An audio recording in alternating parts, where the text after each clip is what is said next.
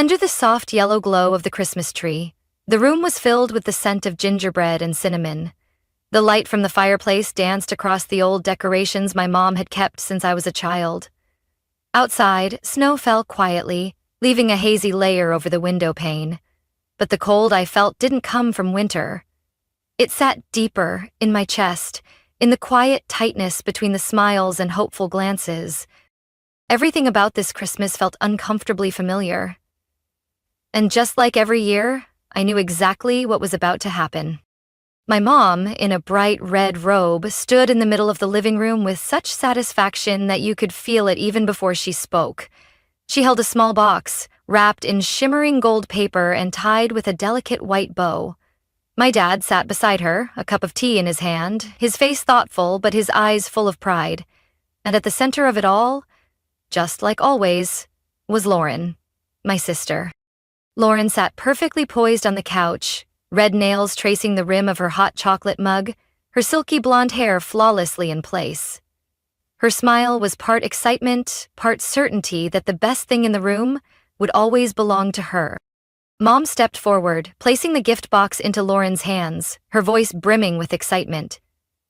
"We've been planning this gift for a long time. You deserve it." Lauren blinked, then slowly began unwrapping the paper, just enough to let everyone feel the anticipation in each movement. She always knew how to stretch a moment so that all eyes stayed on her. Even before seeing it, I already knew it would be something special. Not just an ordinary gift, and I was right. As the final piece of wrapping fell away, the small box opened to reveal a gleaming silver key nestled in black velvet. Lauren gasped, a sharp breath escaping as if she'd just been handed the rarest diamond in the world. "I can't believe it," her voice soared, as perfect as a line from a luxury commercial. My mom placed a hand on her shoulder, voice full of pride. "Sweetheart, this is the key to your new home. We bought you your own apartment. Now you have a place of your own." The room erupted in congratulations. My dad nodded in approval. Lauren threw herself into both of their arms, repeating, thank you," as if she had just received the greatest gift of her life. I sat silently. In my lap was a small white envelope, no heavier than a single sheet of paper. No shiny box, no elegant bow. Just a plain envelope, unmentioned, no one waiting for me to open it. I didn't even need to look inside to know there was nothing special. Dad had handed it to me quickly, like a chore he had to check off. No warm gaze, no trembling voice of emotion. Just a nod and a hollow phrase. "This is for you." I ran my finger along the edge of the envelope, feeling the thin, weightless paper inside. Meanwhile, Lauren was still holding up the key like it was a royal crown. She beamed, pure joy shining in her eyes without a hint of restraint. And I just quietly clenched my envelope. Because I knew exactly what it meant. It wasn't just a half-hearted Christmas present. It was a statement, a reminder, a message that didn't need to be spoken. In this family, Lauren was the most important one. And I was just the leftover. I tightened my grip on the envelope, feeling the paper so fragile it might tear with the slightest squeeze. But I didn't open it. There was no need. I already knew what was inside. A lifeless card, maybe with a small check, just enough for my parents to tell themselves they still cared, but not enough for me to think I actually mattered. Lauren kept smiling, holding the key up like it was a piece of fine jewelry. I quietly looked away from the scene. I didn't want to see anymore. Because I knew, if I kept watching, the memories would start flooding back, and I didn't have the strength to hold them off. I closed my eyes for a moment, letting the memories take me. My 9th birthday. I had been excited all week, planning a little party by myself. I didn't ask for much.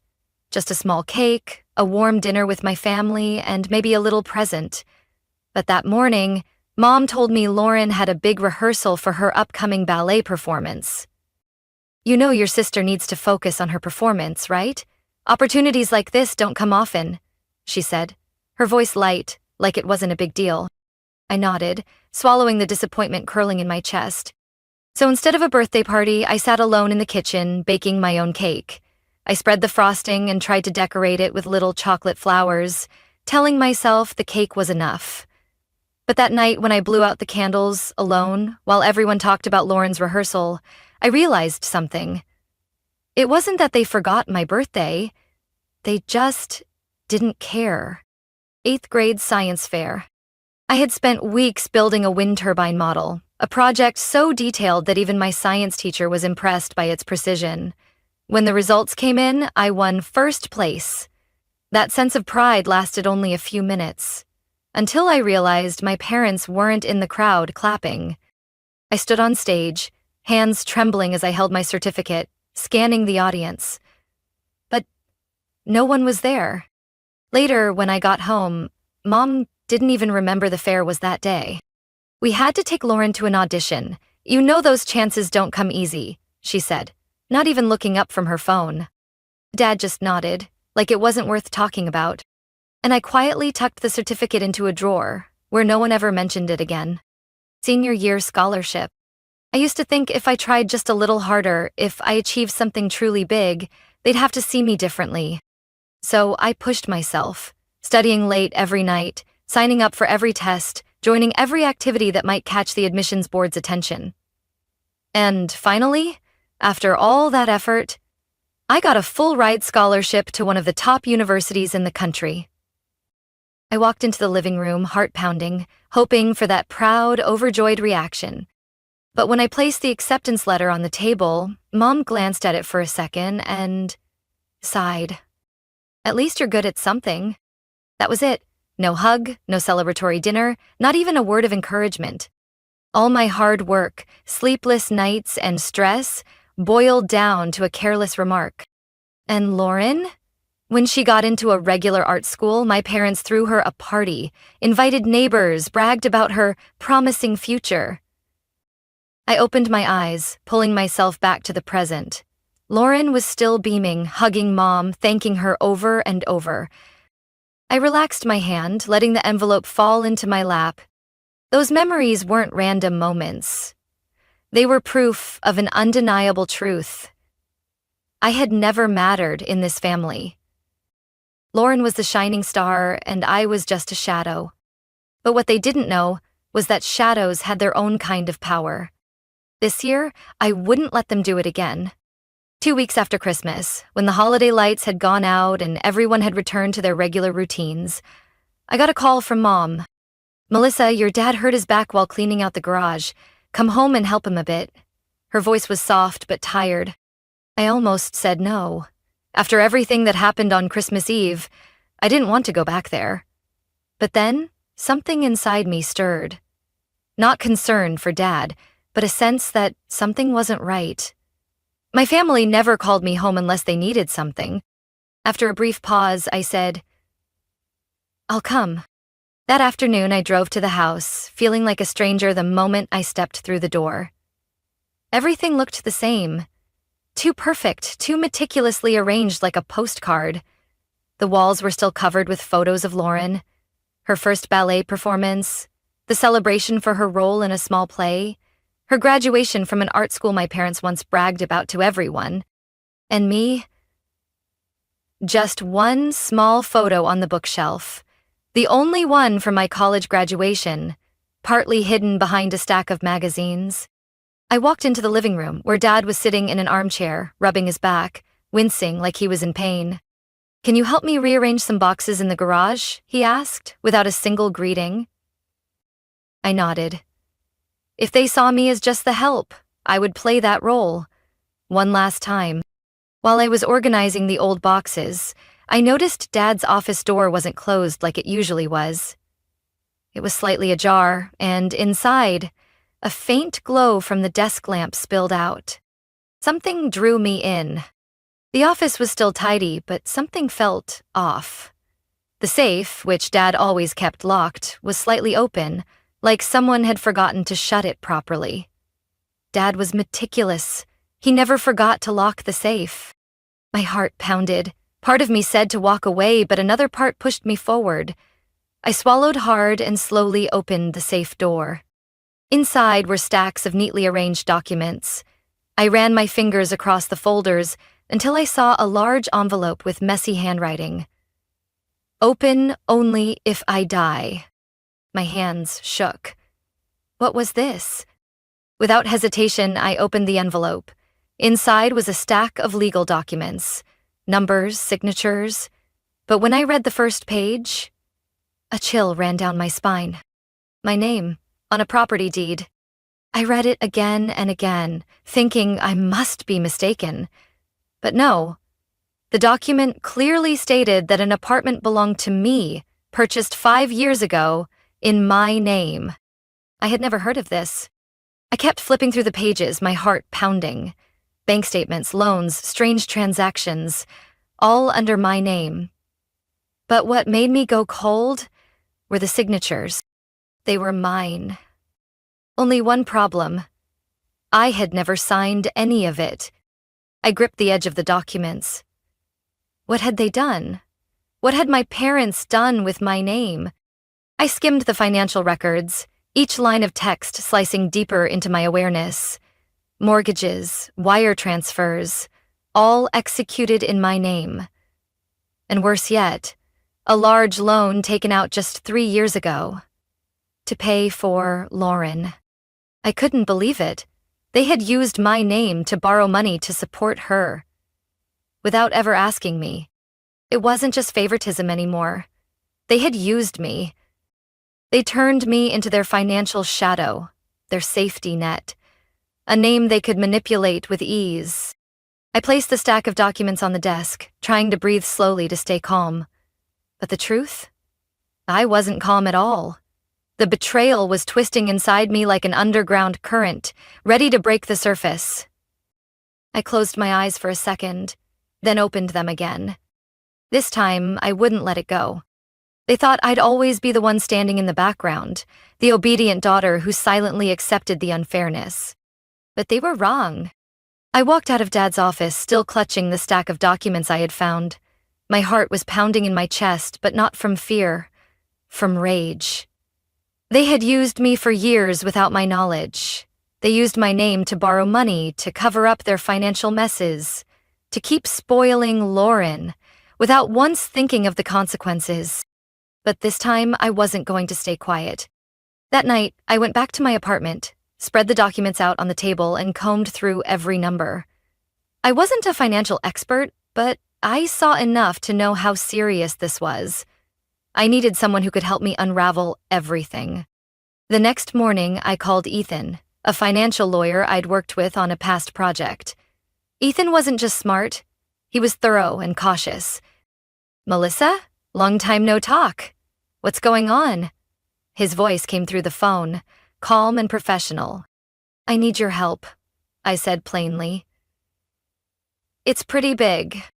I sent him all the documents I had and scheduled a meeting with him that same afternoon. When I walked into his office, his eyes were already serious. "Melissa," he began, sliding the papers back toward me. "This isn't just financial misuse.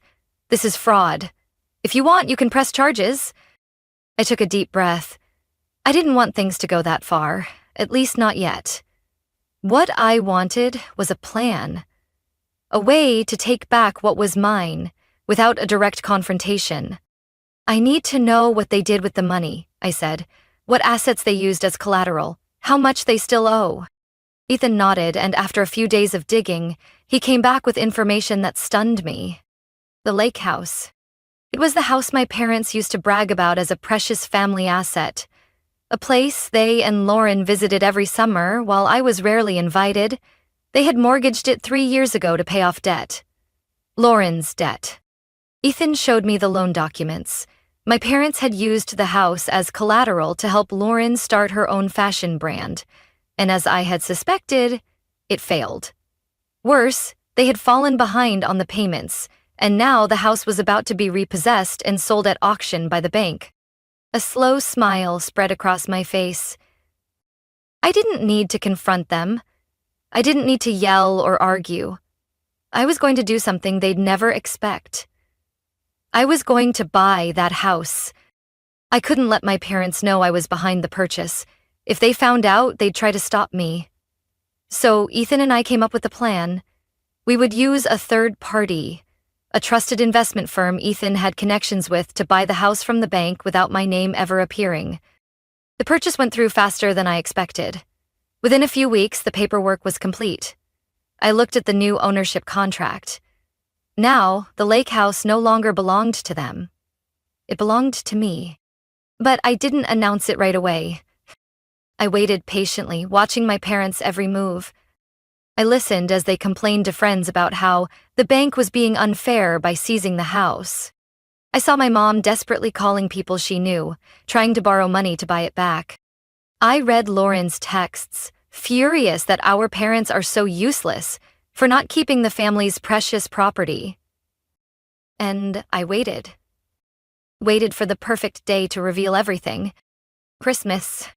The Christmas tree in the living room was just as lavishly decorated as every other year, glowing with soft yellow lights and bright red ornaments. The scent of gingerbread and cinnamon wafted from the kitchen, mixing with the artificial holiday cheer my family worked so hard to create. I stood by the window, watching the snow fall slowly through the glass, feeling unusually calm. They had no idea. They didn't know that this Christmas would be unlike any other before. Lauren sat in the center of the living room, as if it were her own private celebration. Her red-painted nails traced the rim of a wine glass, her lips curved into a satisfied smile. She was certain she'd receive yet another extravagant gift tonight: a new car, a luxury vacation, or a piece of jewelry worth a year's salary to most people. My mother stepped forward, holding a gift wrapped in elegant silver paper.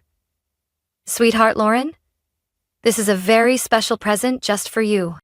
Lauren blinked excitedly, quickly tearing off the wrapping like a child. When the box lid came off, she let out a breathy sigh of satisfaction. "A tea. Guess what?" My mom smiled, pride in her voice. "We bought you a new apartment. A perfect place, right in the city center, modern, elegant. You deserve it." Lauren beamed, throwing her arms around both of them, sneaking a glance at me as if to say, once again, "This is how things are. This is where I belong." I clenched my fists in my coat pockets. They hadn't changed.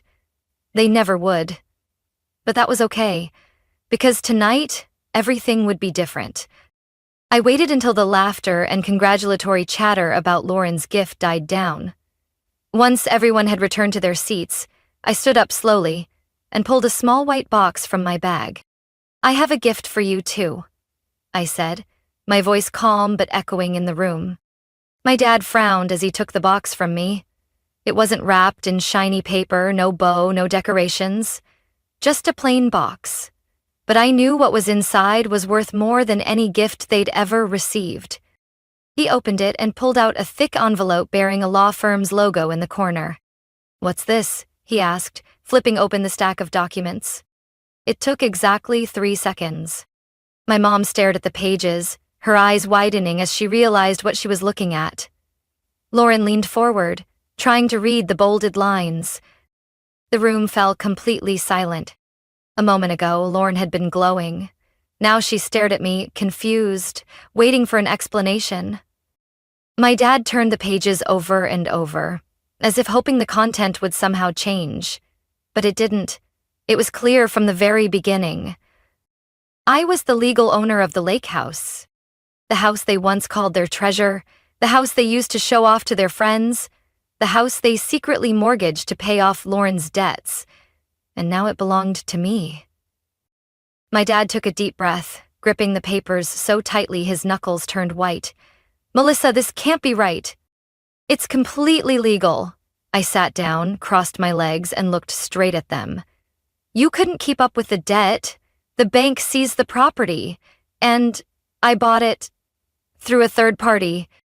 My mom's mouth fell open, but no words came out. Lauren shook her head over and over, like she'd just heard the most absurd thing in the world. "No way. That house has always belonged to this family." I met her gaze, my voice steady and firm. "Lauren, let me make this very clear. It's not this family's. It's mine." The air in the room grew heavy. My mother began to tremble. her eyes darting around, searching for a reason, a way to fix this. "We can work something out," she said, voice hopeful.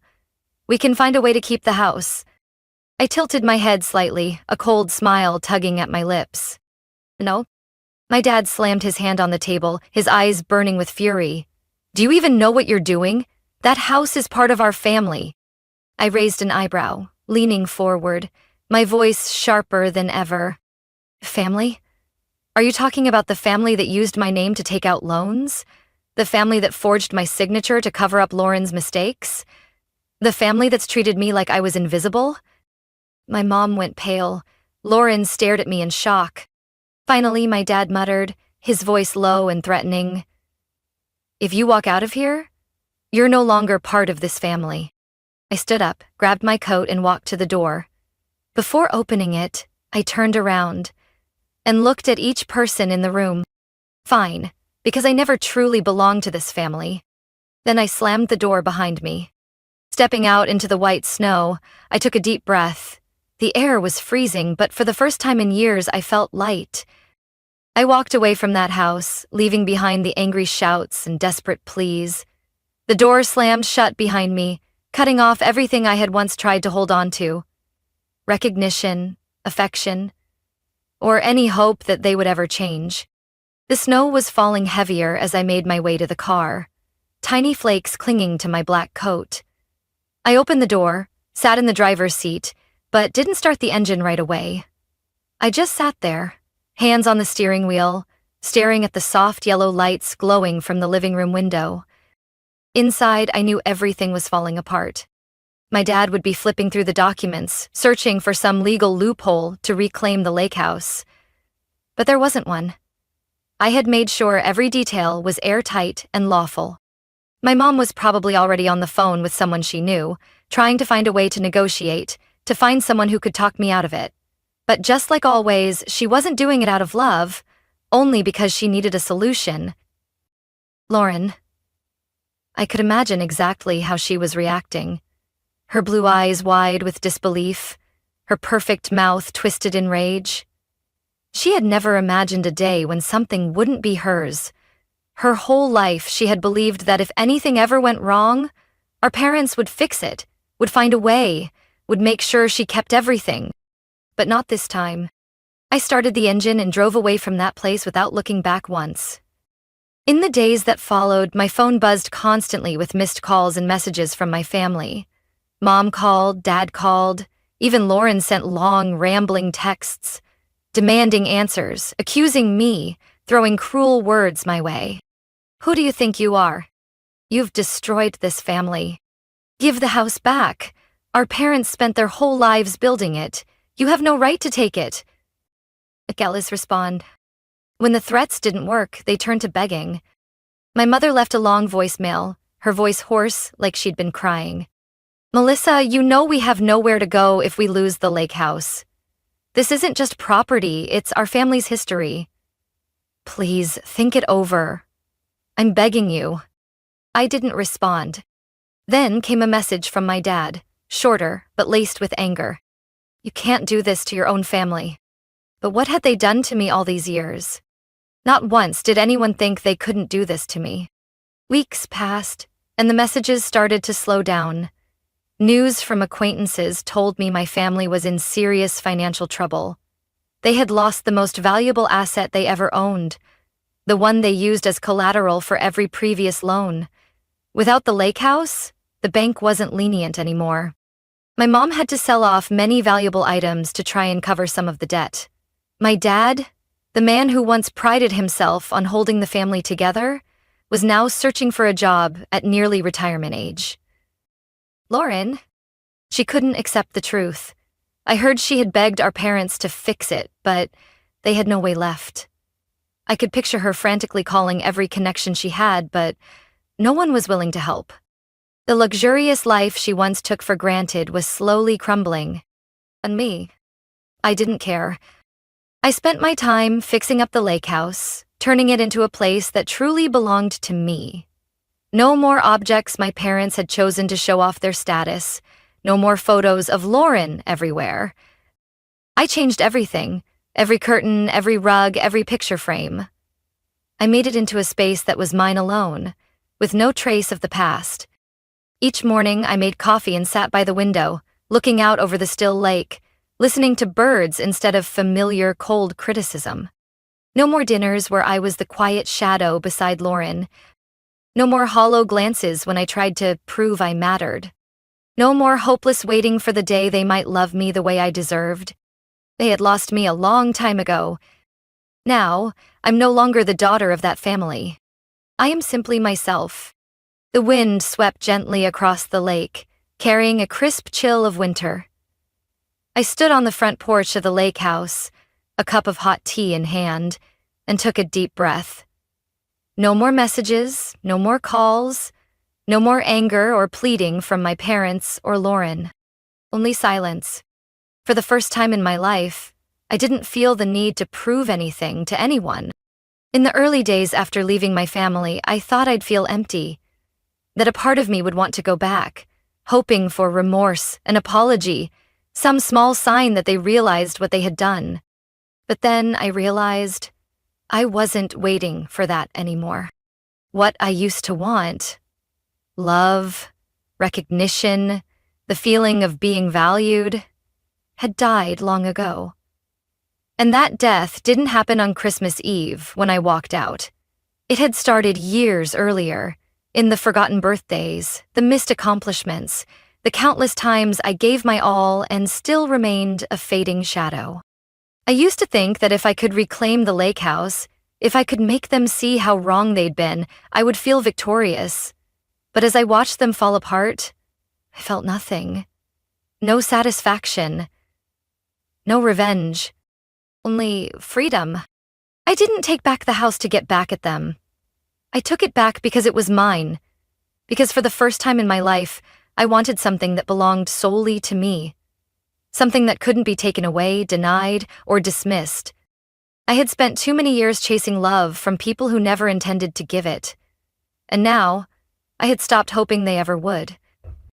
True freedom didn't come from defeating them. It came from letting go of the expectation that they would become who I needed them to be. I spent the following weeks restoring the house, corner by corner. Every trace of my family slowly disappeared. I took down Lauren's old pictures and replaced them with photos I loved. I repainted the bland beige walls with warmer tones. I laid down new rugs, chose furniture I actually liked, not things meant to flaunt wealth. Each morning I woke up, made coffee, and sat by the window looking out over the still lake. I didn't think about them anymore.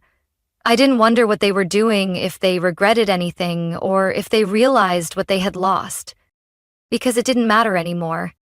I used to believe that freedom came when I could look them in the eyes and prove I was stronger, that I didn't need them.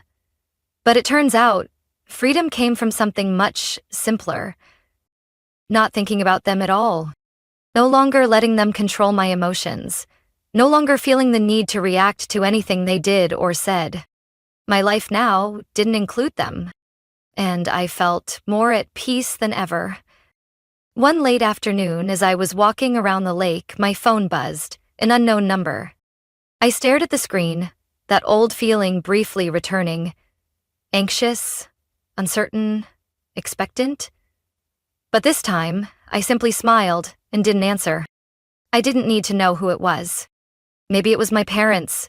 Maybe it was Lauren. Maybe it was someone from my past. But I had left the past behind. And Miss Reese's story isn't just about betrayal or revenge. It's about reclaiming self-worth. In life, many people spend years chasing validation from those who will never truly value them. But freedom doesn't come from making others regret. It comes from letting go of empty expectations and choosing yourself. When we stop waiting for love from those who don't know how to give it, only then can we truly be free. Happiness isn't in forgiveness or revenge. It's in choosing to live for yourself. What do you think about Melissa's story? Was she right to take back what was hers and walk away from a toxic family? Share your thoughts in the comments. And don't forget to follow the channel for more powerful, real-life stories about family and life.